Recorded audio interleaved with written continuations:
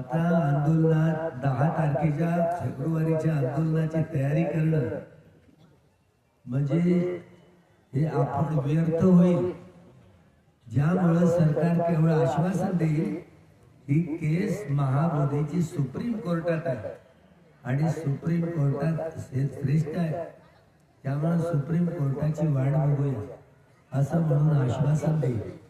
आपली एवढी मेहनत अशीच पाण्यात वाहून जाईल, त्यामुळे ताबून सुलाखून निर्णय घ्यायचा, आपली हानी होता कामा नये.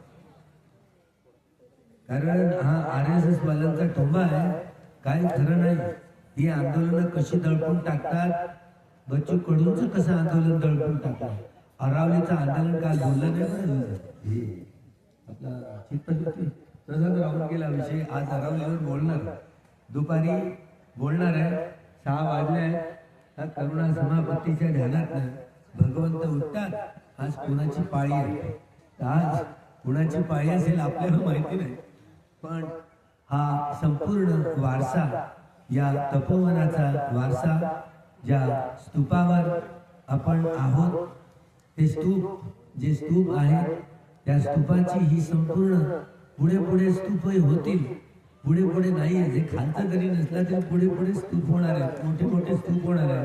आम्ही असू नाही तर नसू, त्यामुळे हे वैभव बुद्ध शासनाचं वाढतच जाणार आहे. त्यामुळं हा संपूर्ण ब्राह्मणेतर आदिवासी भटका विमुक्त समाज याचा हा जागृतीचा विस्तव, आपला पराभवाचा इतिहास आहे. आम्ही सगळेच नागवंशी लोक होतो आणि सगळा इतिहासच बोलून गेला. त्यामुळे हा जागृतीचा विस्तव संपूर्ण या 2045 ला महाराष्ट्रामध्ये पंढरपूरला आषाढी एकादशीला मराठी लोकांच्या महाराष्ट्राच्या धर्मांतराच्या कार्यक्रमाचा मोठा जल्लोष, त्याची तयारी सुरू आहे. संभाजी ब्रिगेडवाली सगळी मंडळी, संभाजी ब्रिगेडवाली सगळी माणसं, संपूर्ण शिवधर्म, हा शिव या शब्दाचा अर्थ, शिव या शब्दाचा अर्थ आहे निर्वाण. हे हा साळुंक्यांना देखील माहिती नव्हतं. शिव हा मूळ पाली शब्द आहे, तशाच शिव म्हणजे निर्वाण.